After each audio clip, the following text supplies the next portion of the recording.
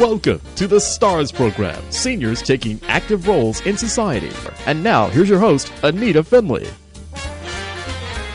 We have a situation here that is going to really surprise you, because before I read this book, I didn't even know that there was a problem in planes, things that you breathe in. I mean, we all know that people go on planes and they get colds from one another, but this is very serious. So we had the book of the month in our March issue, and it's called The Air I Breathe. It's classified, and the author is calling in from Switzerland. Her name is Bearnairdine. Is that correctly pronounced, Bearnair? Approximately, yes. How should I say it? Bearnairdine. Bearnairdine. Okay, Bearnairdine Beaumont. Mm-hmm. Exactly. Bearnairdine Beaumont was born in England to an Irish mother and Swiss father, and he was an airline pilot. And so she began her flying career at the age of 23, but then she became severely ill. So let's talk about that. And that's why you wrote this book, didn't you? That's right, exactly, Anita. That's why I wrote the book, because I feel people, crew and passengers, the public, the entire public, needs to know about this issue.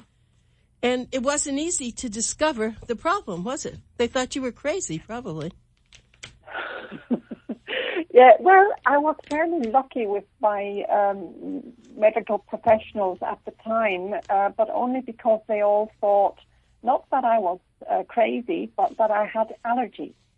And they always feel fairly safe with allergies. You know, that's something they can deal with. So I started having allergies, well, about 2 years into flying.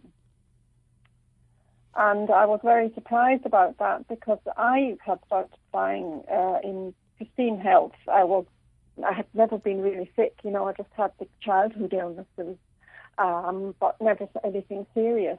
And I passed all the tests as the flight medic with flying colours. So it was a bit of a surprise. So what was it? How did you feel? What happened? Well, I started the sinus issues, and I started with burning eyes, itchy skin. And this happened usually when I was on a flight to, say, Australia or South Africa or India. But at first I never made the connection. But after a while, I'm flying such a long time, long-haul flights all the time, I noticed that I started having those reactions after spraying an insecticide, a pesticide spray. We have to spray before landing in those countries.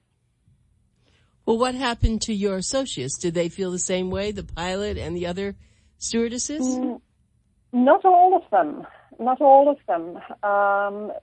There's a funny thing. I mean, not everybody has allergies, as we know. So the same thing happens with becoming intoxicated or poisoned is the better word, by insecticide sprays and other toxins. Some people can detoxify much better than others can. And, of course, I had to choose the not-so-good detoxifying liver.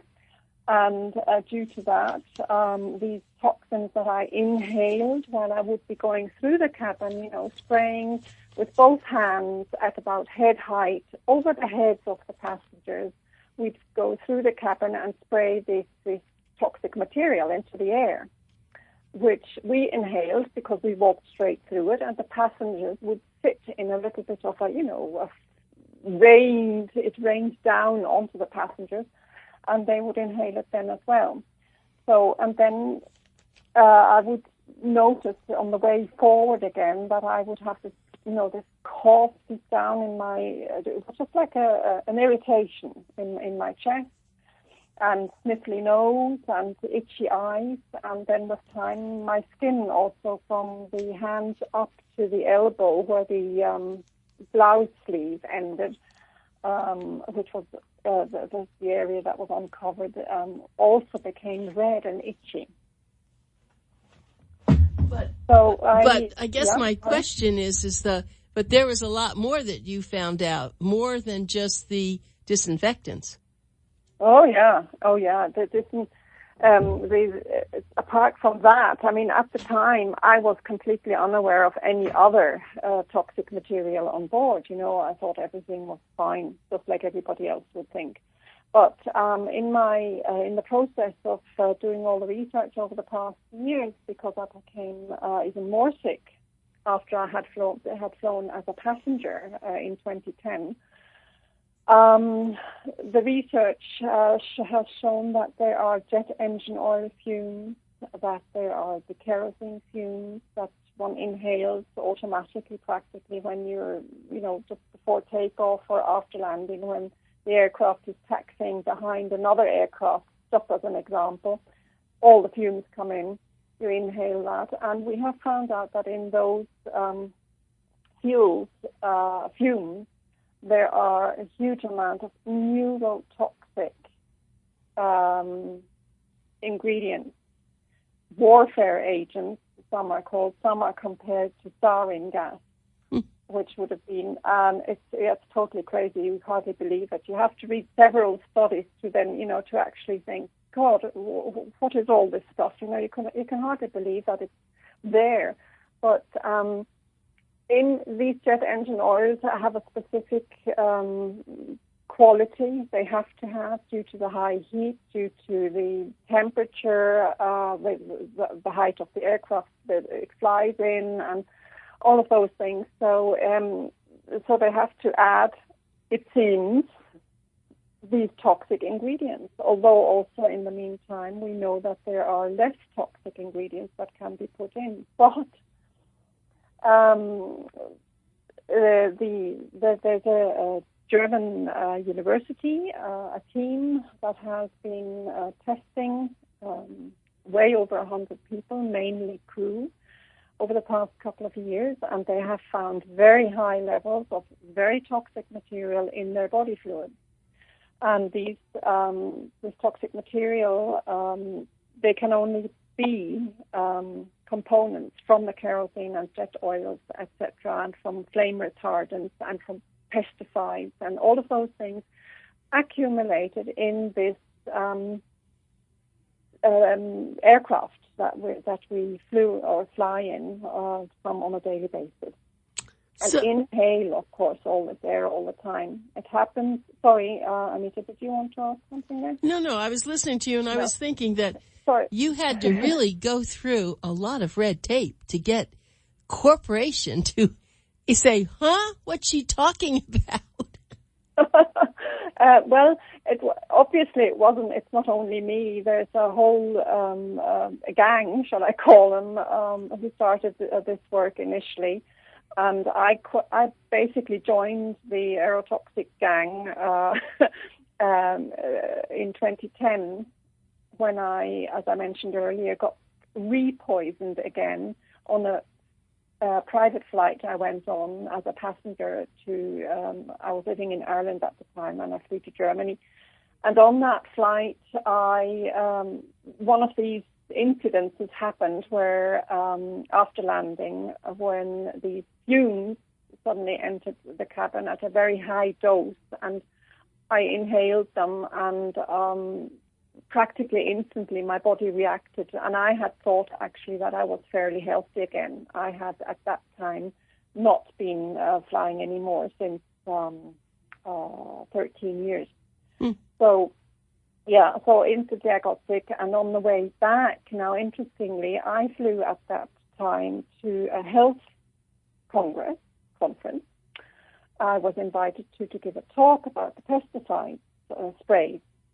And there I met several people who are active in this aerotoxic community, scientists, medical professionals, and so on, ex-pilots, and so on. And I heard for the first time then about this aerotoxic syndrome illness, or injury, one can call it. I prefer to call it injury because it injures the brain and the central nervous system. Amazing. We're learning so much. Football players, we're learning about people doing things, and no one knew. And thank goodness now there's an internet that can share the information. Has this affected any of the airlines in the United States? Oh, yes, absolutely. There's a whole lot going on there as well. Slowly but surely, everybody is also becoming aware of that there. Last month, actually, there were several incidences from, if I remember correctly, it was American Airlines that had a few incidences and had to return to London because they had fume events and so on. But I haven't heard any more from those incidences. What happened. Thing is, in America, the flight crew are a little bit more weary than here in Europe to talk about the business, because obviously the airlines don't want anybody to know about this problem, so they also deny all the time. Okay, they're completely always denying that there's a problem, and always insist that there's the air on board an aircraft is as pristine as in an operation. Theater, so which is just simply not true. I mean, there's measurements have been done, there's been expertise is made over the years, but very often these things just kind of tend to disappear. You know, evidence is there, but there's also the industry has a very long arm and lots of money.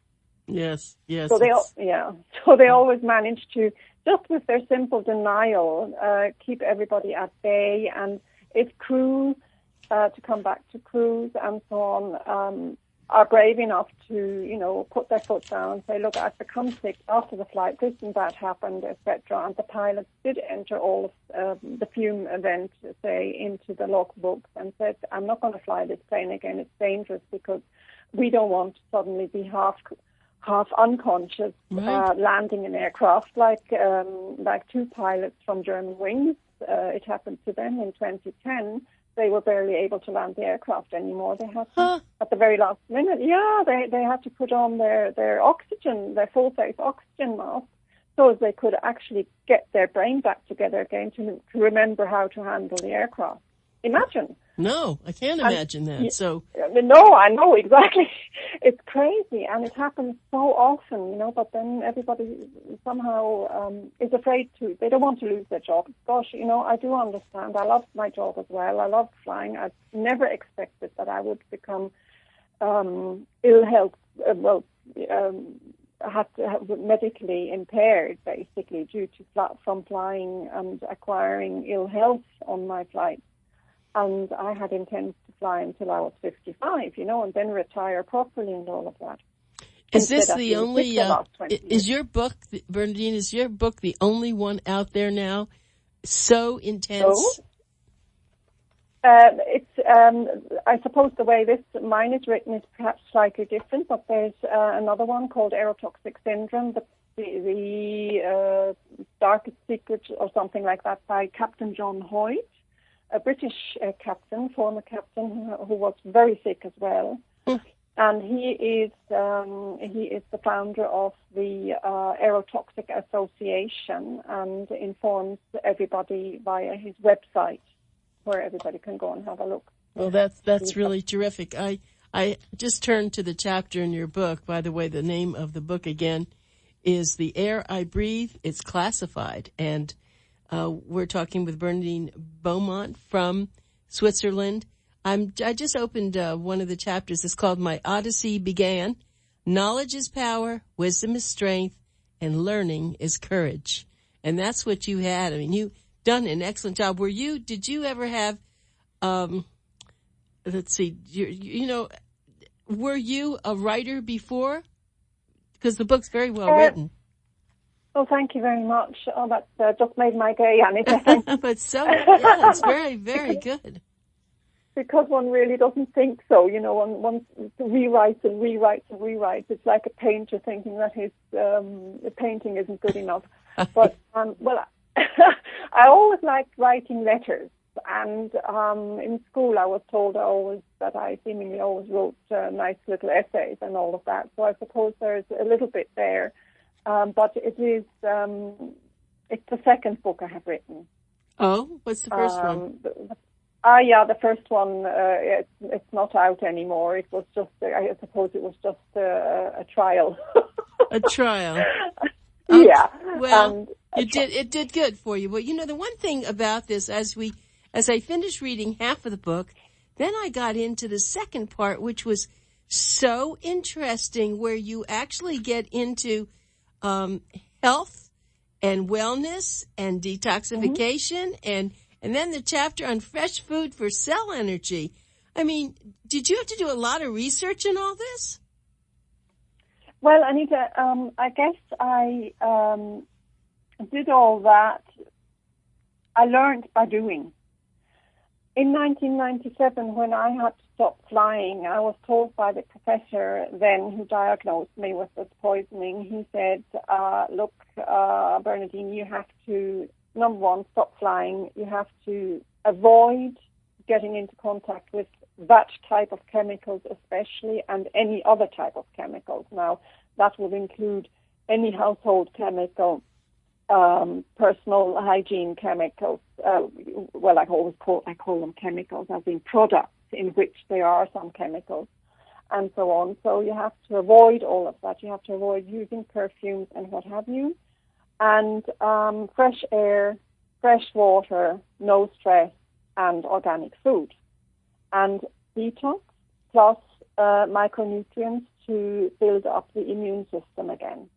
So that's when I just dropped everything, packed up in Germany and left the country, went to Ireland, found a little house there, and in the middle of nowhere, in the sticks, out in the sticks somewhere. They really thought I was crazy. Now they that's really right. thought I was crazy. She's right. I can fit. That's what it did to her, right?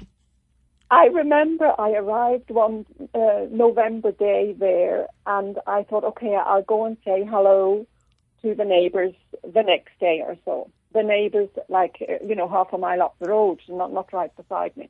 But one neighbour came down, he beat me to it, and he stood in my doorway, and he said, now what is a damsel like you doing out here in the sticks? That's right, alone. It was unusual for you then. You were alone, right? I was alone, yes. My partner appeared very much later. And they really thought I was totally not.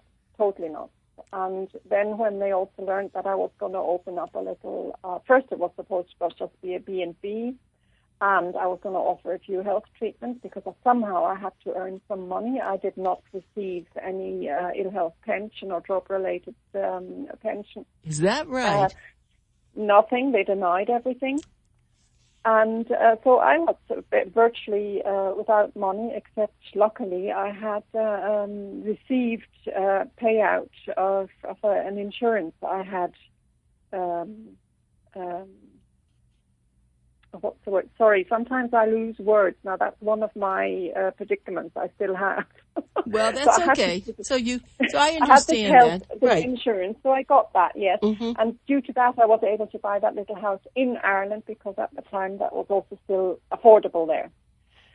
And so I still had to earn money because that wouldn't last far. And from that B&B, it grew, and I cooked lunches, and I introduced Birka muesli for breakfast in Ireland, and I love it. That's a wonderful fruit story. salad and salads for lunch and all of that, and that was totally unheard of in Ireland.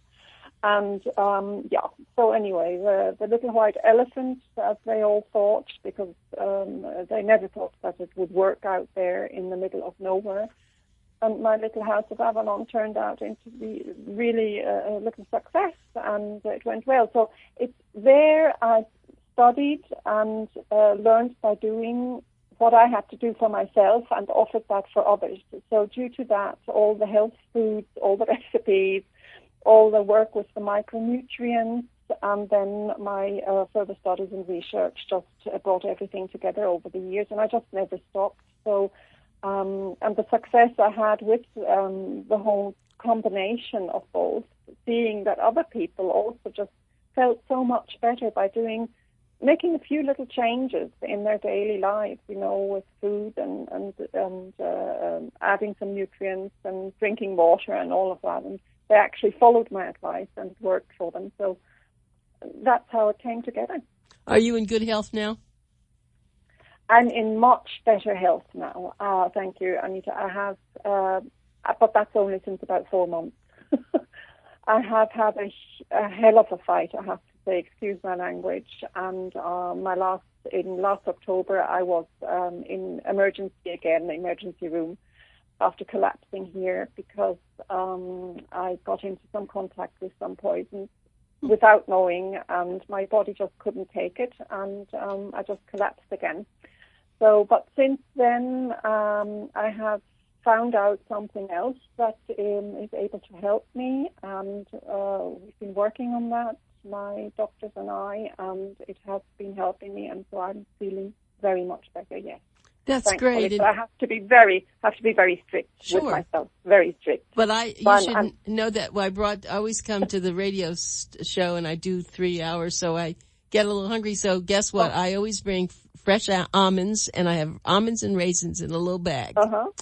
And I love beets, and I haven't had them for a while. And I was reading, of course, how beets are so good for you, and I love apples. And I was really enjoying all the things that you were telling me about the flax seeds. I do that.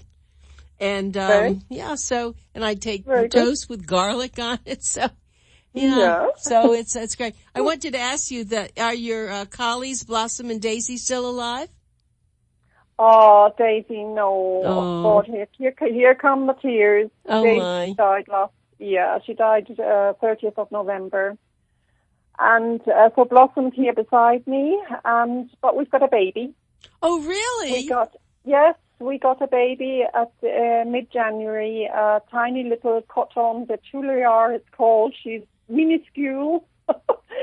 She's a little clown, and she has made Blossom very much happier because she really was missing her twin sister, and so was I, and we've got a real lively little clown here in the house again. That's important. I hear a touch of Irish accent. You've really picked up. How long have you been in Ireland? Well, I was nearly 15 years in Ireland. Right. And, I grew up speaking 3 languages altogether, English, Swiss, German, and French. And somehow, being in Ireland so long, I suppose I picked up that a little bit more. Yeah, I know, I can hear it. So are you still, it sounds like you have a B&B or something like that there now. Not anymore, no. No, you're not doing that anymore, but... No. I had to give it up because I became really sick after that flight as a passenger in 2010, and at the same time, basically, my then partner decided that he needed to move on, and I was completely unable to keep it going, completely unable. I had to cancel my clients every day. I had to cancel all the guests, and so I had to get rid of it. So right now I'm living in a tiny little house, a tiny little wooden chalet. It's blackened from the sun. It's about 1,500 meters above sea level in the Swiss mountains. I'm still surrounded by about 1.5 meters of snow. Oh, really? Oh, yeah. And I was down in the valley this morning. I took the dogs down for a walk in some green grass. But it is melting now. But I came up here because 1.5 years ago, because I was in such ill health. I needed completely fresh air. I needed complete peace and quiet, and I needed my own little space. And I found this tiny little thing that I was able to afford, and that also helped me a lot to improve and become better again, because I am not exposed to, traffic fumes and any other fumes that you can think of. Sure. Which caused me a whole lot of problems. The poisoning, basically, from organophosphate chemicals can break down the body's immune system in such a way that you just can't deal with even a regular detergent anymore. I can see that. Now, the thing that you brought out, of course, this was particular on the airplanes, but there's so many substances in places where people work and people live that are also very deadly. And so I think this was a very brave book that maybe people will read it and then start looking at their environment and saying, well, gee, I shouldn't be having all these colds, or I shouldn't be having a problem with allergies or breathing. And of course, we know that happened in, a lot of organizations. So I think this was a brave book, but I hope that the airlines, someone in the airline industry says, well, we really should do this. It makes sense. I hope so, yeah. They basically, what I hadn't mentioned yet, and just a few words about it, the air is toxic because it comes in via the so-called bleed air. It's sucked in directly via the engines and mixed with other air, and that mixture can pass by paralyzed oil fumes, and that is carried into the aircraft cabin and the breathing air. That's why these toxins then can be at a higher or lower level in the breathing air in the cabin. So it is, sorry, doggy's barking. Oh, now. That's okay. So we know the dog is there. That's good. They just woke up and decided to start playing. So, So there's a little bit of explanation in my book about that as well. Oh, no, girls, okay. Sorry. You have to hold them. You'll have to hold them. Yeah. Now they're looking at me. Right, you have to give them a treat. So, that's a good idea. I've got some in my pocket. Right. And, so there's an explanation about that in my book as well. Not too much technicalities. If you want the whole technical things, then you can go on to the website of Captain John Hoyt, or you can go onto YouTube. You just punch in aerotoxic syndrome and you'll find loads of about 30 videos there that explain the technical bits and also show some horrific pictures of very sick ex-flight attendants and also passengers. That's the problem. And we're very worried about babies, very vulnerable, the little ones, pregnant women, and so on. Frequent flyers are just as badly affected because some people, fly at least once or more a week and come up to as many hours as flight crew would per month, and they are then also exposed. Well, Bearnairdine, this has been so interesting. We've just run out of time. You've done a great job. Dear. Okay. People will buy your book, I hope, The Air I Breathe. It's classified by Bearnairdine Beaumont, and you can go to the website aerotoxicteam.com. Thank you so much. Thank you, Anita. All right. Bye.